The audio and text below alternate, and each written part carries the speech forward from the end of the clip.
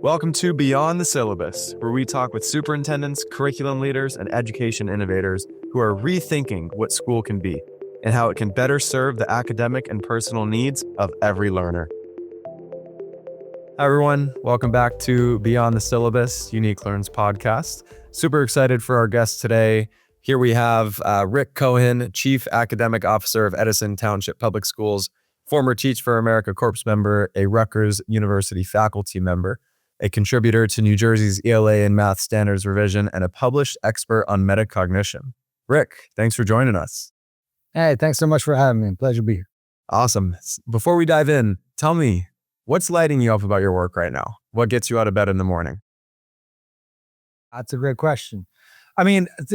I think what gets me up out of bed, and I think what gets everybody up out of bed in a positive way, is when you got some kind of sense of purpose, right? And it could be something you're really passionate about or something you're just really interested in. For me, I'm really fired up at this time of the year in the summer where we begin to build our plans to train staff to do more metacognition. Right. So just yesterday, I spent hours with a fellow PD provider, Dr. John Ali Consulting, and it was talking about how we're going to get our adults to really understand what it means to be metacognitive so that they're in the best position to then impart that onto the students. So that I get excited about just designing and thinking that way and get really hopeful and optimistic that everything that we're moving, we're going to move even further forward. I feel the fire in your soul on that topic. And I share that fire with you when it comes to kind of topics of passion. I think my biggest thing is just leading with passion, right? Anything you do, make sure that you're pursuing a passion. And I think with our work at Unique Learn, we're trying to really put students in a position to identify passions, but also identify paths to leveraging that, right? I think in a world where everyone is following something they're passionate about is a very positive one. So excited to feel that fire in you. So let's go into this expertise on metacognition. Before we do, in simple terms, for folks who aren't as familiar with the idea, can you tell us what it means? Yeah, there's a lot of different definitions out there. The one I like the best is awareness and management of one's own thinking and feeling. But it can mean a lot of different things in a lot of different ways. And so often, especially when I work with staff, I'll give the definition that I think is most encompassing and also most digestible. But then I also like to hear from staff, how do they define it? And ask them to find ways in which they see their definition or a definition of metacognition in themselves. And I think that usually is where we kind of get to a common sense, is when people can see it in themselves, then it becomes clear what it is. Okay, so just to repeat that back, it's the understanding and acknowledgement of one's own thinking. Yeah, understanding acknowledgement is the first part, right? So just let's say awareness, being able to see it in yourself, right? Good lift. But then the next part about metacognition that goes beyond awareness is that you can then manage your thinking, right? So, another way to that I've heard this taught to me by my mentor, Dr. Maurice Elias of Rutgers University, is it's a strategy to guide your self-talk, right? So your self-talk is happening all the time. The question is, are you aware of it, and can you direct it in ways that are most productive or healthy for you? So I love that definition as well, because, we have these thoughts that are going on in our minds all the time. And I think a lot of us think that our minds run free and we're subject to that, and we're not. And it's actually quite easy to be aware of where our self-talk is, or our thinking is, and direct it. And especially if we have that purpose that we talked about, right? If you got purpose, if you can direct your thinking and your feelings around that, then you're going to feel whole. Then you're going to feel complete. Then you're going to feel passion running through all parts of you in your day. So metacognition can be that powerful, but yet it is simple in itself. Yeah, I know for me personally, I've definitely experienced moments where being super intentional with the way I'm thinking, the things I'm saying about myself or my environment internally, and therefore what I say externally, that manifests eventually into reality. I'm curious, in your context, the way, your everyday work, how do you frame the importance of metacognition to those that you work with?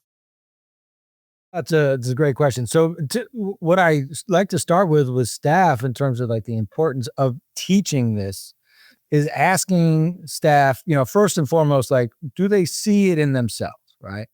And often they'll do. They'll find it in some way, and that's the key. Is just like keep asking, how do they go inward?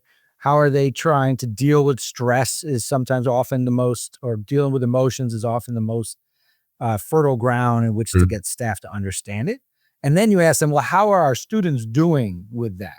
Right. And that's when you got them. They're like, oh, they have no self-regulation. They have no self-control, no impulse control.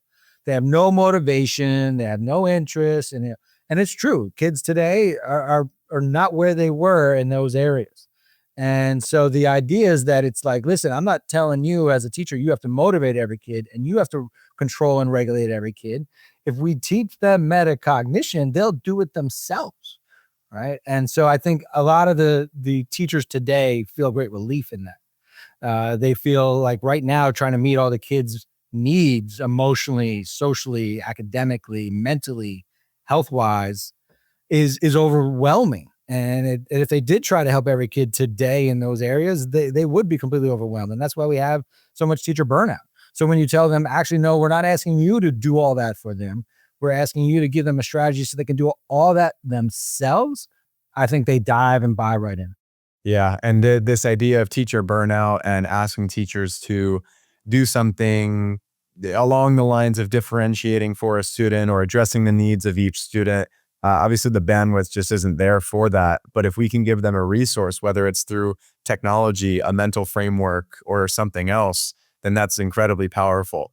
We're gonna come back to that idea of teacher bandwidth, teacher burnout. But I'm really curious, how'd you get here? Like, how did you end up in a position to publish papers on metacognition? And just give us some of that origin story.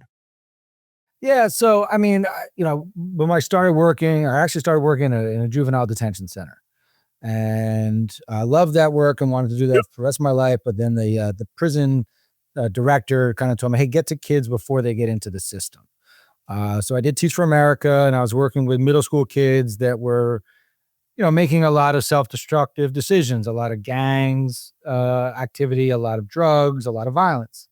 And, I was like, smart kids making really self-destructive decisions and bad decisions. And it was really sort of working with the kids and understanding why they made the decisions they made and trying to help them. I got a real understanding that kids are really smart. They get it, right? And it's not hard to get them to make better decisions. Often it was a lot about personal relationships until I came across the work many years later of Dr. Marisa Elias from the Department of Psychology at Rutgers University, who had literally wrote the book on how to teach kids how to make good social and emotional decisions. And I'm like, oh, this is such exciting work. Like, that's so cool. Help me. Like, I'm a principal. I want to teach the kids what to do. I'm like, what do we do? He's like, read the book. And so it turned out actually when you read the book, it teaches you a lot. Right. And the how I got to where I am is that while the book is literally how you do it, it's a book on how to do it in social and emotional contexts. And so trying to get teachers to do it meant at that time that they had to find more instructional time for social emotional content. And they're all like, I don't have time for that. And this is the pressure of all the state tests. And every teacher felt like they had to get the kids academic success. And that was where all the pressure points were. Mm-hmm. So the only way I was able to get to teachers were so worried about academics to finding ways in which to help teach kids how to make good social emotional decisions and social emotional problem solving was to go to Dr. Elias and say, hey, the pedagogy that you have in this book that helps every kid learn how to make good decisions and solve all these problems in all these different contexts, will that work for academic problem solving? If they have a math problem, will this work in helping them solve a math problem? If they're doing the scientific method, could this be the scientific method? Is this a way in which kids could do research, right? And he's just like, go for it, right? So long story short, we had a lot of success with it. both, especially in academics, where we saw dramatic increases in student achievement. And now this is our third school district where we're seeing dramatic improvement in student achievement where I've been. And then there's been some others where they've done the book or we've had consultants see dramatic increases academically, but we also see lots of benefit in social emotionally. And it was from those successes that Dr. Elias came to me and was like, you should get this work published. And I said to him, no, this is your work. I just am applying it in a different context. He said, your work is a derivative of my work, of my research, and it stands alone. So he pushed me, and sure enough, here we are. We're done with 2 books, and I'm already starting on the 3rd book. I just talked with Dr. Elias today about the 3rd book, and really excited about that. That's amazing. Well, you'll definitely have to keep us posted on that. I love the use of research to practice. I think that that's taken for granted because there's so much research out there on classroom practices or even just psychological practices, right? Metacognition, correct me if I'm wrong, is not inherently an academic only topic, right? It's a general psychology topic, right? But its application in the classroom is where you bridge that gap. And I think that there could be a lot more of that. And we can see a lot more results through these kind of alternative ways of thinking and mental frameworks, so on and so forth. You hit it right in the head, right? It's some of the best things that we need in the field of education are now coming from the field of psychology, right? Yep. It makes a lot of sense. Kids are stressed and mental health, as well as, how thinking works, right? And how emotions impact learning. The challenge is, can we take the research from the field of psychology and translate it and make it practical and applicable within the field of education without being an add-on or additional, right? And so that's where I think we found our success, is we were able to translate best practice from the field of psychology into education seamlessly, and it wasn't an extra burden or extra time or money from teachers in school. 100%. And that's how I initially got into this field as well. I mean, when I was in high school, I kind of fell in love with psychology, and it was all rooted in the idea that I was obsessed with figuring out why people did the things they did, why they thought the things they thought, and how that all happened, right? For me, it started with this kind of abstract idea that if I watched someone solve a maze, I could figure something out about the way they learn. And it wasn't that there was anything inherent about solving a maze that translated to a classroom practice, but it's simply understanding the mode of thinking, right? Did you start from the back and then work backwards? Did you look at it for a few minutes and then go pencil to paper? Did you go straight to it and then have to erase, right? There's something in there. I don't know what it is, and I might never know what it is, but there's something in there that I bet we could get some insight into how someone learns. That sounds really interesting. I think we should try it, and we'll bring you in and let's see. Listen, I'm just across the Hudson, so it's not too far. So you work in Edison. Where are you based out of? Where'd you grow up? So I grew up in Ocean Township, New Jersey. So I, at a time I thought, well, I'm not going to live in New Jersey. I ventured off. I went to University of Michigan. I moved to El Salvador. I studied abroad in Spain. I did Teach for America in Arizona. And then at a certain point, you get older and you have a wife and kids and you want the grandparents around. But now that I'm in Jersey, I love it. The Jersey Shore, like if you ask me what got me fired up today, I could also tell you being at the Jersey Shore in the summer is worthy of being fired up.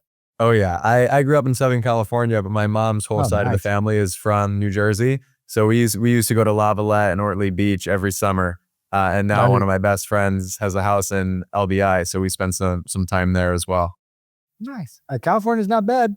I'm going to be in Santa Barbara next week. So I'll be glad to check it out. I love it. Well, listen, I want to dive into some more specific items about Edison Township in general. You mentioned the work on metacognition. I want to talk about some of the challenges that you guys are facing though. What's kind of your focal point of work right now? Where are a lot of resources being poured into? Yeah. So great question. So it's a big district, which means a lot of opportunities, but we want to be strategic about where we start and how we start. So I would say there's 3 areas in which we've been launching this work this past year, since I've only been here about a year and a half. And one was in our health classes. You look at the health standards across the nation, but across, different states. But in New Jersey, there's plenty of them about learning about emotions and managing emotions, about decision-making, about health and wellness, of course. And so we've said, why not make this a deep part of the curriculum where kids are learning the metacognitive strategy of structured self-questioning as a means in which to build their emotional intelligence, and that means that the kids are developing the social emotional learning competencies of self-awareness and self-management, social awareness, and just responsible decision-making and building relationships, right? So we've trained the health teachers to do this, but our training has been for the teachers to learn the metacognitive strategy for themselves as adults. The entire training I did this year with our health teachers, along with a great consultant we have, Martine Blank of School Wellbeing Solutions, was all focused on the health teacher as an adult, learning how to use the strategy as a metacognitive adult to promote their own well-being. Right? And we did some pre and post surveys. We saw some growth in some of those areas that we targeted. And now the idea is that next year I'll follow up with more training on, all right, now here's how you put that into the classroom. And then we'll have our students learn it. But what's really going to help is that the teacher understands it deeply, sees it in themselves, and can model it for kids for themselves. And then the kids can see, all right, here's a strategy. Let me see how it works for me, right? Because that's that part that it's got to work for you. It's not formulaic. It's not programmatic. It's not cookie cutter off the shelf. That's not going to work for people. We know that doesn't work. But in order for the teacher to be able to get it to work for every individual child, they need to understand how it works for them as an individual. So we've seen great success, at least at the adult level. At the student level, where we felt more of a sense of urgency, we're like, let's kind of like direct this into what does it look like to get it at the student experience. We've done that in sort of two avenues. One is we created an alternative school for students that have either dropped out or been in the system and are returning. We want to bring them back and try to give them an alternative pathway to graduate. So we built in metacognition into what we would call an advisory period during the day. And of course, it becomes our research process where it's just, structured self-questions to guide kids through a research project so that they learn not only how to answer an academic question, but they can do research on career interests. And now they're learning how to sort of approach a big question or problem and how to work through step by step, guiding their thinking to the best solution possible, right? We've seen great performance of our students applying that at our alternative school. There's variance and not every student, has had the same level of experience with it or success with it, but we also know it's a multi-year kind of process. And then we've had a bunch of pilots where we've done, a summer program where we focused on it. We've heard from teachers this is the best year summer program we've had. We did an advisory kind of program like at the alternative school where we did the emotional intelligence piece and the interest projects where the kids kind of research and use the steps and the questions to guide their research on their own interest. We've got some data that shows we're increasing attendance. We're increasing student grades. And we did a lot of student surveys, and they said that they feel more belonging at school. They feel more included at school. And so we're seeing a lot of positive outcomes across the board, not just academically, but socially and emotionally as well. And so we're expanding that advisory that we started as a pilot in our alternative school and 2 of our middle schools, and we're expanding that across all of our 7 secondary schools and coming up in 25, 26. Wow. That's amazing work, and that's a lot of work. I love it. That sense of belonging piece, I think, is super important. And for us, we embed a character strengths framework with the idea of resonating with who a student is, not just as a learner, but as a human being. And the tie to research there is exactly that, right? The sense of resonation with material based on a character strength leads to that greater sense of belonging, leads to engagement, leads to performance, right? They're all tied together. So super, super on board with that specifically. Tell me, how do you measure this? Like, how do you measure the growth of someone's metacognition or someone's understanding of metacognition? That's great. So we create a measure that specifically asks metacognitive type questions and sort of how self-reflective somebody is. How, we kind of ask like you said, if you want to see somebody how they approach a maze, you kind of see how they think and how they approach a problem, right? So we kind of ask questions around how would you approach a problem? Like what are possible solutions you could come up with? And if so, what the way we've really made this concrete now is I've struck a relationship with Newsella and Formative, who are trying to customize their diagnostic and benchmark assessment tools. And so I said, I would like a tool that would assess our students' ability to do critical thinking and problem solving step by step, but also be self-reflective throughout that assessment. And I was like, do you think you guys can do it? They're like, that sounds really interesting. Let's see if we can try. So we together designed, essentially there's humanities assessments where there are these social problems that are presented to kids in a short text. And then there's a series of questions of like, kind of what would you do? How would you approach this? And so we were interested to see how our students perform on that. And then there's a post-test where it's more of like a STEM situation. So it's more scientific, although it still relates to like social issues like, pollution or climate change and things like that. And so it's the same questions. It's basically putting the steps and the self questions back to the kids, but putting it in a format where it's automatically graded. It's multiple choice, so it's not a perfect indicator, but it does give a sense of how much accuracy kids are probably finding with this process step by step. And if we see that kids are struggling in a certain way of thinking, like like a question might be how well can they generate solutions, right? If they're struggling to generate multiple solutions, we know that we got to go back into our curriculum. And when it's time to teach math and we have a math problem, we'll be like, force the kids to come up with 3 ways to solve that problem. Or if it's a science class, what are 3 possible solutions or 3 possible ways you could design the experiment? And we might just have to push kids depending on which of the steps and the questions are showing us that there's a critical thinking skill behind there that's not working. How much of an indicator that is a metacognition, we're going to have to wait and see. But that's why we also have those like student surveys and staff surveys to kind of like ask themselves, like, how would they, like how metacognitive are they by asking these metacognitive questions? Like how would you, if you approached a problem, how do you frame your approach? Right. And if people struggle with that one, then we know it's not as metacognitive as it could be. Like how do you choose strategies to calm yourself, right? If people can't explain how they choose a strategy, then there maybe not be as metacognitive. And then we need to talk a little bit more about what is the process of how we make that choice kind of thing. So we'll see. A lot of this is experimental. Up to this point, our indicators have really been, our test scores have just gone up and up and up and everyone's happy.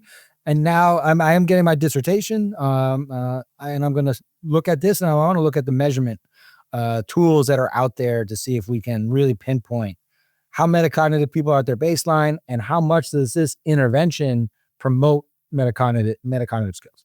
Yeah, that's really interesting, especially the idea of the association of skills with these things rather than the specific topics. I often talk about a shift away from a subject-based model to a skills-based model, where the specific information is not actually the core value, rather the skills that are involved and that you're refining, so on and so forth, right? So if I asked an educator, if I asked you, what's the point of learning geometry? Your answer is probably not, well, Aiden, because it's really important for your life that you know the Pythagorean theorem. That's probably not what you would tell me, right? You'd probably tell me it's important because it'll help me with problem solving or understand situations that have multiple variables and blah, blah, blah, right? If that's the case, then my question to you would be, okay, so are you telling me that the only way to refine a skill in problem solving and, figuring out situations with multiple variables is to learn the Pythagorean theorem? No, of course not, right? So this idea of metacognition, meta-learning, personalization, which is where we focus, I think that all ties together. 100%. No, that's really well said. Yes, because and that maybe this is, if you're ready, a good segue to say, like, how does metacognition and personalization come together, right? But you hit it on the head when you talked about the difference between, content and a subject area, education and skills, right? And so that's where we live with this, with a metacognitive framework, which is really a metacognitive framework for thinking and problem solving, right? And so what we know across all subject areas, kids need certain thinking skills. You need to be able to identify and define things. You need to be able to gather relevant and reliable information. You need to be able to brainstorm and generate ideas. You need to analyze and evaluate, and you need to be able to reflect. We can do the analyze and evaluate pretty well within singular subjects. Well, why not just let the kids carry that over to the next subject? Why reteach it in math and then reteach analyze in science? Mm-hmm. Here's where I think we really live is when it comes to reflect. I don't know if that we're systematically teaching kids how to reflect, but it's so important for learning. It's so important for life. And that's where I think the more and more we get everyone comfortable with the idea of like, if I ask myself certain questions, it will prompt me to think a certain type of thinking, whether it's analysis question, an evaluation question, or a self-reflection question. And so that's where I think we've been able to live, is saying, let's look at the thinking skills, and then we can create a metacognitive framework that will work not just in the thinking skills for math, but same for science, as well as if a social complex situation or an emotional challenge. It's the same thinking skills all across the board. Every one of our assignments ends with a reflective question. Nice. And it's not, what did you learn today? Right? It is meant to be metacognitive, meta learning, right? We want you to understand that the origin for me in my frustration as a student was I felt like I never understood the real world purpose of why we were doing what we were doing. And so what we've embedded into our offering, into our pedagogy, is we want students to understand the importance of why they're doing what they're doing, right? As grown adults, if someone walked into the room right now and told us to go jump outside, we'd say, what are you talking about? Why? Right? But if they said, go jump outside, there's a fire in the building, we'd be like, oh, thanks for the heads up, right? That why matters, right? We started the episode by talking about passion and purpose and why.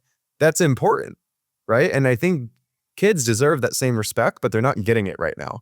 And we wonder why they're not engaged. But, when you look at it from that perspective, it's like, oh, wow, well, why would they be engaged, right? You hit it on the head in every way. And this is such an important point that you talk about, is like kids, and like your experience, same as my experience. It's like, why do I need to learn this? And if it's not relevant, it's not important, I'm less motivated and I'm not going to retain it, right? And then today, kids are even less, right? Like maybe you and I cared enough about our grades in the future to do it anyway. Now kids are kind of like, yeah, you know what? They're not motivated to learn something that they don't see that the juice is not worth the squeeze. Yeah. Right? Yeah. So this is where, and so the question comes down to, why is this important, right? Now, if you ask kids a lot of those questions, why is this important? They won't be able to answer it. But here's the bigger problem. If you go to teachers and be like, why is it important to answer this? Some of them will say, well, it's important because it's in the curriculum, or because I have to teach it, or because it's on the test. Yeah. Right.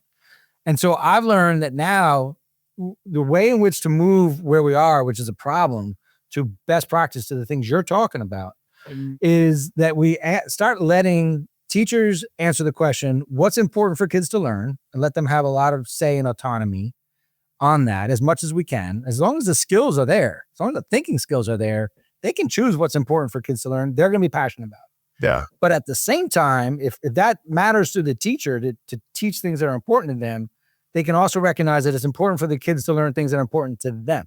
Right. So one of the biggest self questions that I'm pushing now is for kids to be able to generate their own questions for research. But they need to answer the question, why is this important to me? Like, why am I researching this? Sometimes they'll pick it because it's easy or because their friend's doing it. We force them now to say, why is this important to you to research and learn about this? Yeah. You're going to learn how to do research. You're going to learn how to brainstorm solutions. You're going to learn how to evaluate your solutions. You're going to learn how to reflect. But why are you choosing this topic to do all that? And they have to identify why it's important to them. Once you get that, then you can get the kids to see the importance, see the relevance. You tell them, hey, you're learning research skills, you're learning problem solving skills, you're learning decision skills, you're learning thinking skills. Let's just keep going. And we're finding in our toughest populations, like our alternative schools or our summer program students, that they're finding that motivation, they're understanding. And if you ask them, why is this important to you? They can tell you real clearly.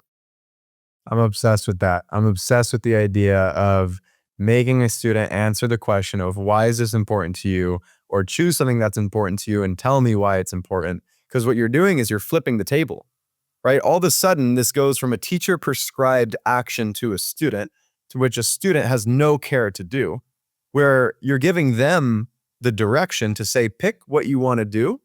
And before you do, understand the importance of why you would want to do that. And now they have an intrinsic desire to actually fulfill that, right? Because they've justified internally that it's important to them. There's no time spent in modern classrooms right now talked about why you're doing this. Why is this important? How is this relevant? When will this be useful? There's no time spent. We just expect kids to sit there and be a sponge and listen and do whatever. Then you throw on top of it that we have all these extrinsic motivating ed tech tools out there and just throwing dopamine spikes at kids and just expecting them to sit there on a laptop and play games. And then it's time to do some real work and they have no desire to do it. And now we're even more confused because like, what? They were so engaged 5 minutes ago. It's, you know what I mean? It's all backwards. The work that you're doing is so important. Yeah, if I can dive onto a quick little concrete example of this. Yeah. So in alternative school, we allow the kids, they do a research project, they get to pick the topic, and it's one every marking period. So they can continue to go deeper every marking period. They can switch if they need. First marking period, a student said he wanted to do football. And we're like, well, why is football important? And beyond because I like it, right? And so we kind of kept pushing, why is football important? Why do you want to study football for like perhaps a whole year? And I was like, well, I played football. I got a bunch of hits to the head, concussions, and they said I can't play anymore. And so I want to learn a little bit more about like the impact of football on health. He did that the first marking period. Next marking period, we're like, okay, you're going to continue with this? He goes, yeah, I want to go deeper. I want to see the impact on mental health. So he did more into the impact on football and concussions and mental health. Then we're like, okay, now what's important? He's like, well, I also like fashion. So he then did the next 2 marking periods studying how you could promote mental health through fashion. That's and awesome. He ended up creating his own, like, we have like a silk screener t-shirt maker. So he made some designs that he thought would promote mental health, but also tapped into his sense of fashion. And we had a student who had dropped out of school because he had no interest in school, wasn't for him, was all of a sudden working diligently, working hard, graduated ahead of schedule. And it's just the ability to tap in and say, yeah, I'm actually, when I go to school, I'm doing something that's important to me. I was interested. Yeah. That's almost my dream come true of education. Yeah. That's really cool. Not only are they going to school doing something that's important to them, that they know is important to them, but there's a goal in mind, right? The end goal is because I want to do this, right? Whereas in a traditional K-12 experience, you're sitting there in 3rd grade learning your multiplication tables or whenever that happens with no foresight into why you're doing that, right? At the end of the day, everything we're talking about right now comes down to why. That's really the centerpiece. And I want to hear yours. My delusional vision of education is for a student to walk into school one day. At what age this happens, you and I can figure it out. But they walk into school one day and they're prompted with the question, what do you want to learn? Right? This is curiosity driven. Kid says, I want to learn how a plane flies, right? Response is, okay, well, that's a pretty complicated topic. In order to understand that, here are all the things we're going to need to go through so that you can ultimately understand how a plane flies. Of course, you need some basic arithmetic. You also need some pretty advanced math skills. We're going to need a good understanding of physics. Probably going to need a good understanding of business too. If we want to understand how to build a plane, right? We need to see where these parts come from. How much is it going to cost? So on, right? You break all this down.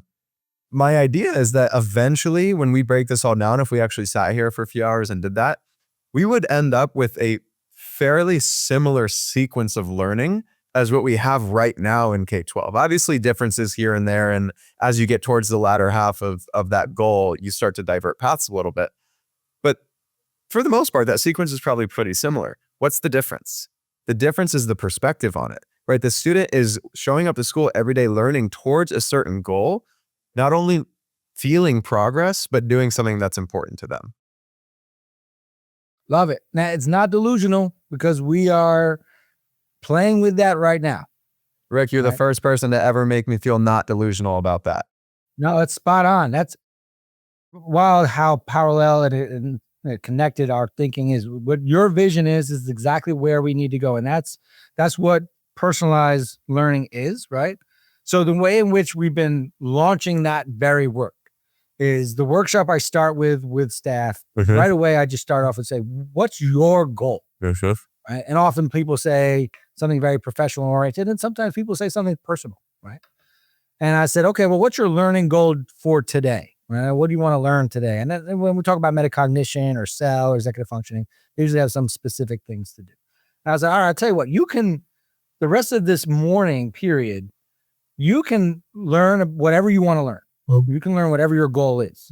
If it's about metacognition, I'll work with you. If you want to learn about how to be a better cook, we can do that. If you want to learn a little bit more about your students, we can do that.